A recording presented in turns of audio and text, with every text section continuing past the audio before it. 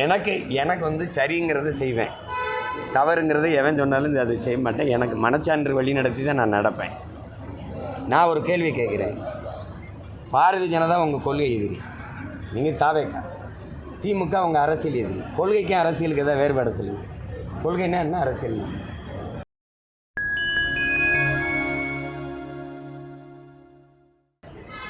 அதாவது கழிவு மேலாண்மைன்னு ஒன்று நம்மகிட்ட இல்லை, அது சரியாக முறையாக இல்லை.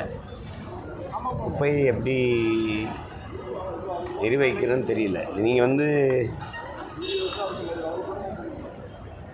அரிதினும் அரிதாக இயற்கையின் கொடையாக இருக்கிற ஏரிகள்லேயே குப்பையை கொட்டி மூடினதெல்லாம் இருக்குது. சென்னையில் பள்ளிக்கரணைங்கிறதுல ஒரு இயற்கையின் ஒரு அருங்கொடை, அது சதுப்பு நிலை ஏரி. அதில் வந்து குப்பையை கொட்டி வெறும் பிளாஸ்டிக் கழிவுகளை கொட்டி மூடிட்டாங்க. அதே மாதிரி தான் இங்கே எல்லா இடமும் குப்பை மேடை ஆகிட்டு இருக்குது. நாடுன்னு சொல்கிறத விட உங்களுக்கு குப்பைகள்கிட்ட அதிகாரத்தை கொடுத்தீங்கன்னா நாடு குப்பை மேடை தான்.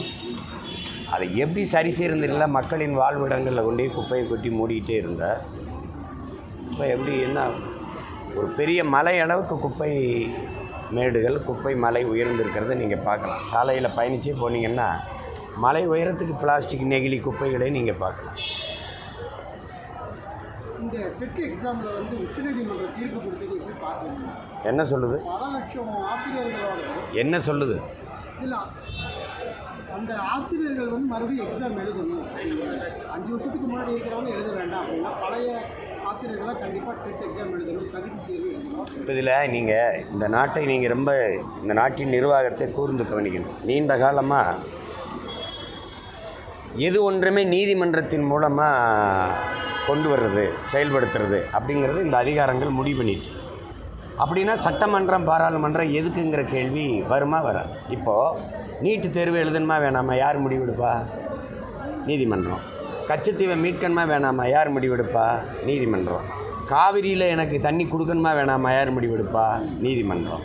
முல்லை பெரியாற்று அணையை கட்டணுமா வேணாமா, யார் முடிவெடுப்பா? நீதிமன்றம்.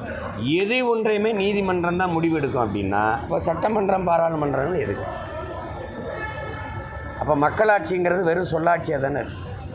இங்கே எங்கே இருக்குது ஜனத்தின் நாயகம், ஜனநாயகம் எங்கே இருக்குது?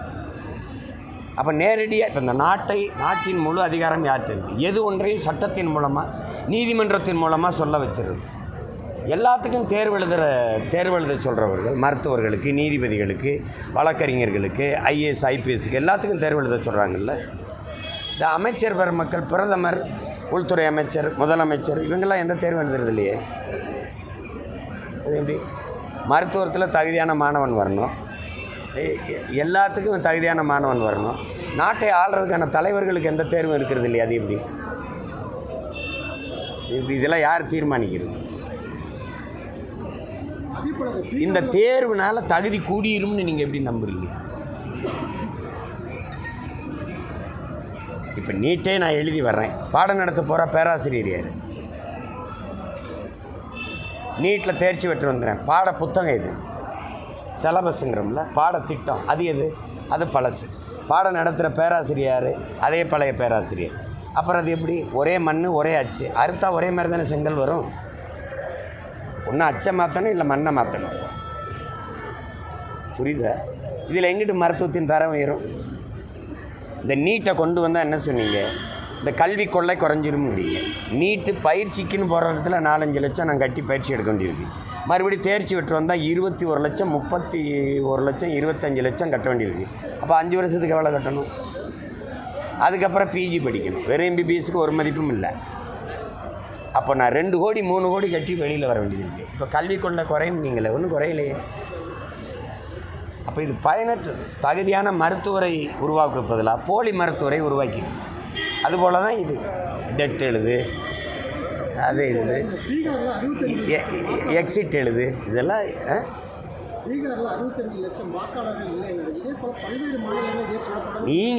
நீங்கள் காங்கிரஸ் இருக்கும்போது என்ன பண்ணீங்களோ அதை பிஜேபி இருக்கும்போது செய்து.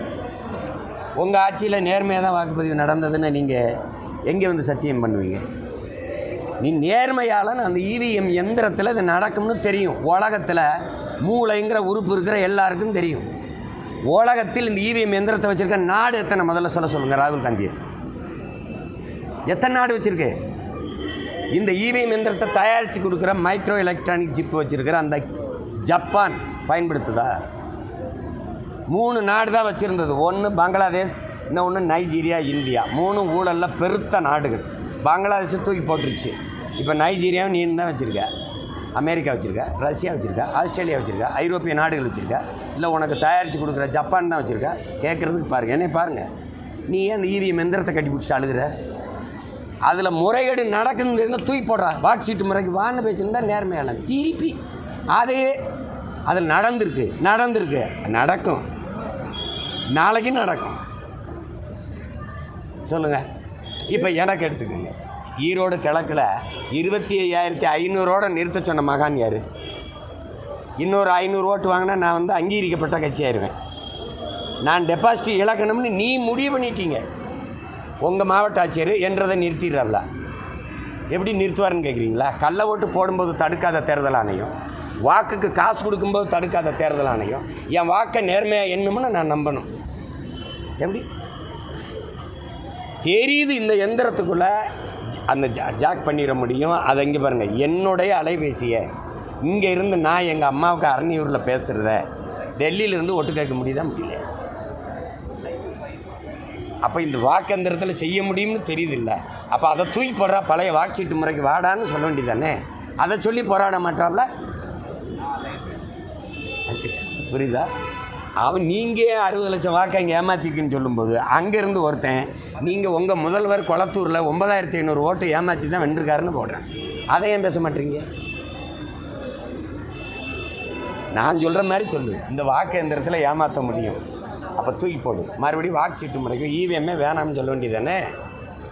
அதை வச்சுக்கிட்டு முறைகேடு நடந்துருச்சு அப்படின்னா எங்கே நடக்கலைன்னு சொல்லி. ஆனால் இந்த பட்டியலின சமூகத்தை சேர்ந்த அதிகாரி வந்து காலில் விழா வச்சு சொன்னதில் திமுக பெண் கவுன்சிலர் மற்றும் அதோட நகர்மன்ற தலைவரோட கணவர் வந்து 2 பேரும் வன்கொடுமை சட்டத்தில் வழக்கு பதிவு பண்ணியிருக்காங்க. நான் வந்து பெரியாரியும் பேசுகிறாங்க, ஜாதி ஒழிப்பு பேசுகிறாங்க. அப்படி இருக்கும்போது ஒரு அரசு அதிகாரியே காலில் விழா வச்சு சமூகத்தை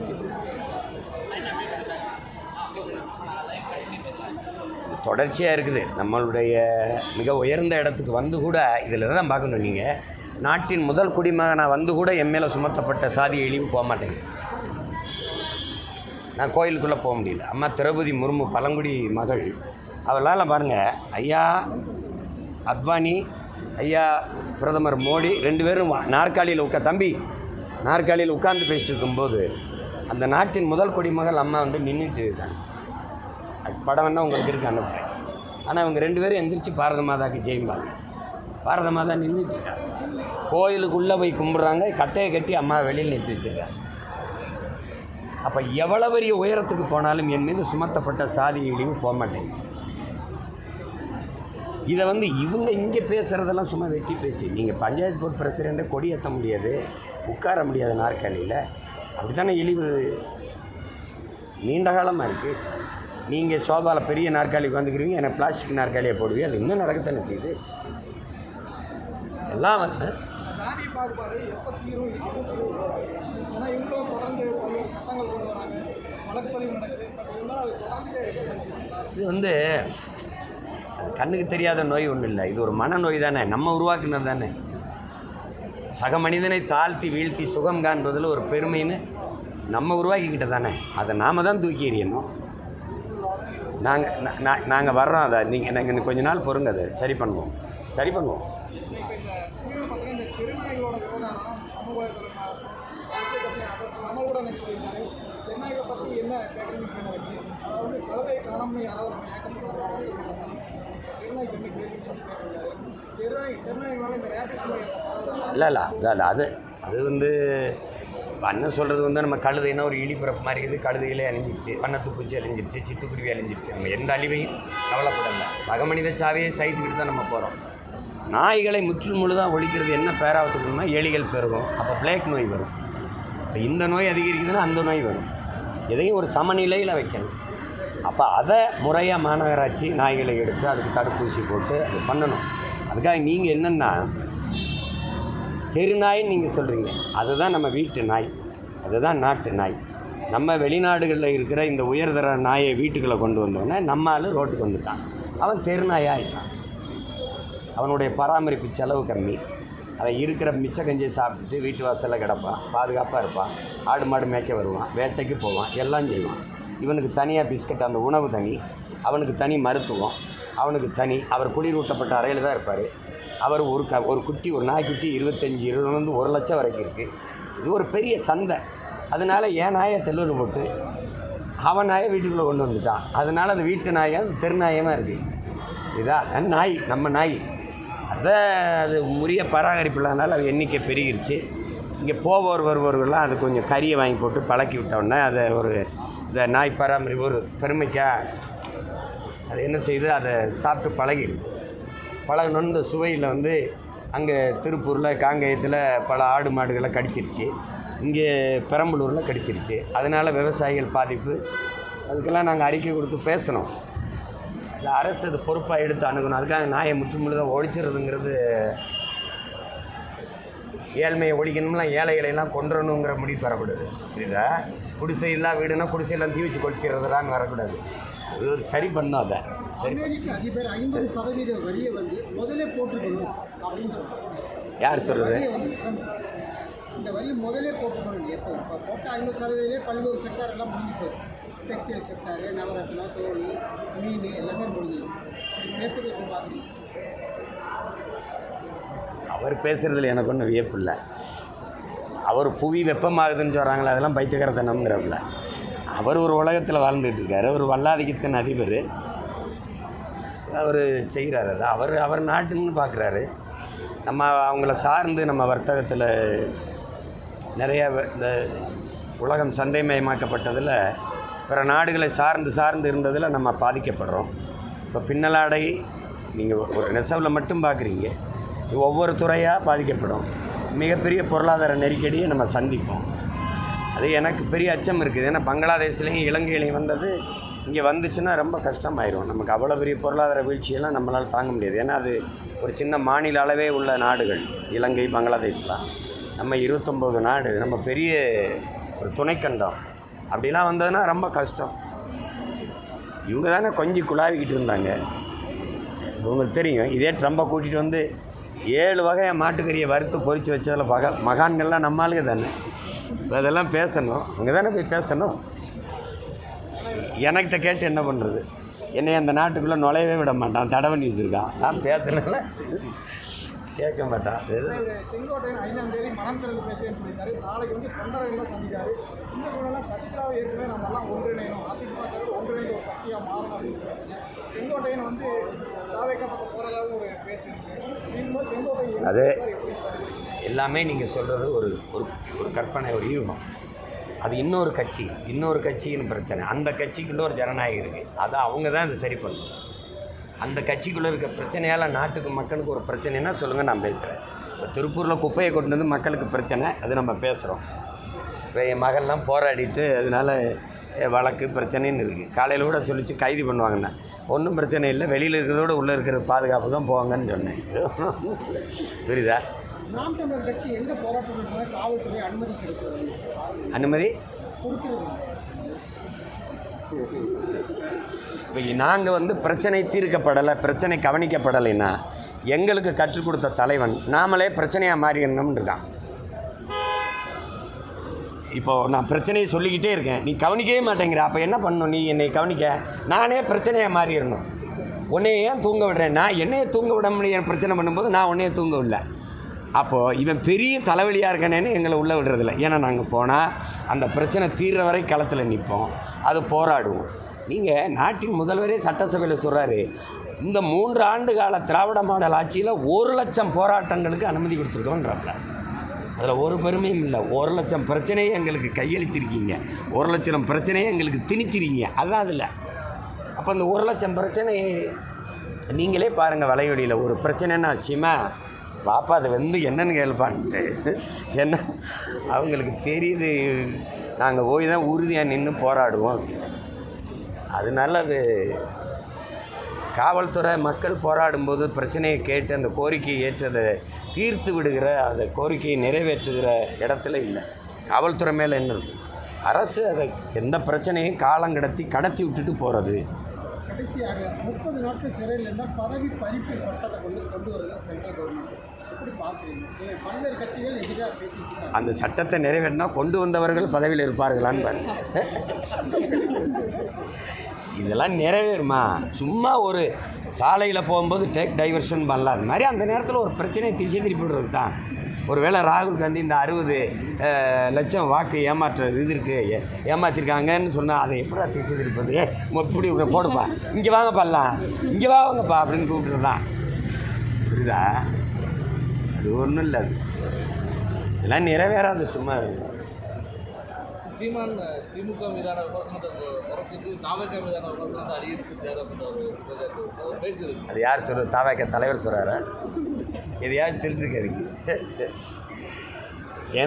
எனக்கு வந்து சரிங்கிறத செய்வேன், தவறுங்கிறத எவன் சொன்னாலும் அது செய்ய மாட்டேன். எனக்கு மனச்சான்று வழி நடத்தி தான் நான் நடப்பேன். நான் ஒரு கேள்வி கேட்குறேன். பாரதிய ஜனதா உங்கள் கொள்கை எதிரி, நீங்கள் தாவேக்கா. திமுக அவங்க அரசியல் எதிரி. கொள்கைக்கும் அரசியலுக்கு எதாவது வேறுபாடு சொல்லுங்கள். கொள்கைன்னா என்ன, அரசியல்? நான் கேட்குறதுக்கு பதில் சொல்லுங்கள். அப்போ பாரதிய ஜனதாவின் அரசியலை எதிர்க்கிறீங்க, கொள்கையை ஏற்கிறீங்க.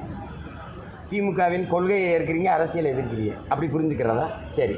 பாரதிய ஜனதாவும் திமுகவும் எதிரி. அப்போ காங்கிரஸையும் நீங்கள் அதிமுகவையும் புனிதப்படுத்துறீங்களான்னு கேட்டால் அந்த கேள்விக்கு பதில் வச்சிருக்கீங்களா?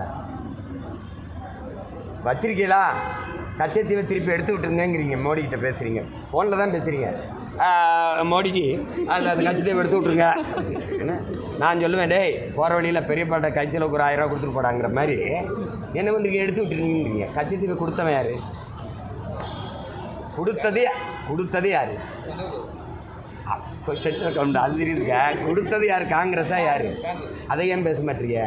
நீங்கள் நீட்டுங்கிறீங்கள, நீட்டை எடுத்து விட்ருங்க, அதை எடுத்து விட்ருங்கிறீங்க மோடிக்கிட்ட. உங்கள் கிளாஸ்மேட்டிகிட்ட சொல்கிறீங்க. அப்போ நீங்கள் அவர் அந்த நீட்டை கொண்டு வந்தது யார்? காங்கிரஸ்.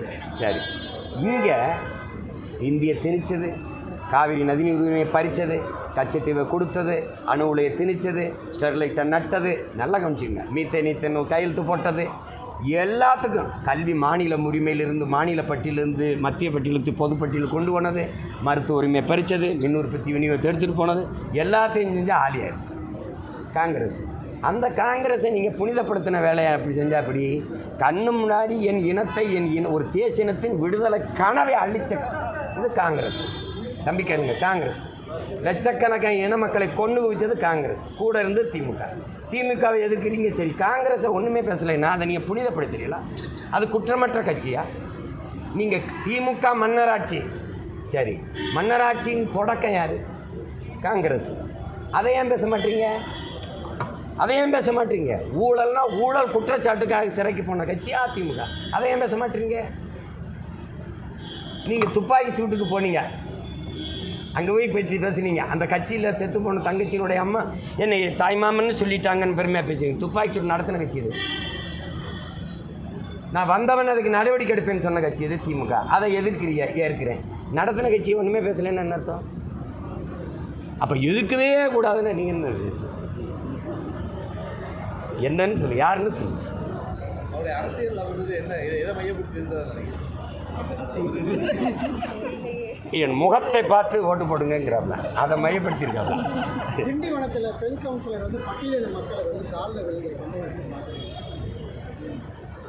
இந்த நாட்டில் மிகப்பெரிய அவமானமாக நினைக்கிறேன். நம்ம எல்லாருமே வெக்கி தலைகுனியணும்னு நினைக்கிறேன். அதை இந்த நூற்றாண்டில் இவ்வளவு கல்வியறிவு பெற்று சமூகம் வளர்ந்து முன்னேறி போகும்போது இன்னும் இந்த இழிநிலையில் நம்ம இருக்கிறத பார்க்கும்போது ஒவ்வொரு இந்த நாட்டின் மகனும் தலைகுனின்னு தான் நினைக்கிறேன். அவமானமாக நினைக்கிறது. இதை சும்மா அது செய்தியாக பேசிட்டு கடந்து போக முடியாது.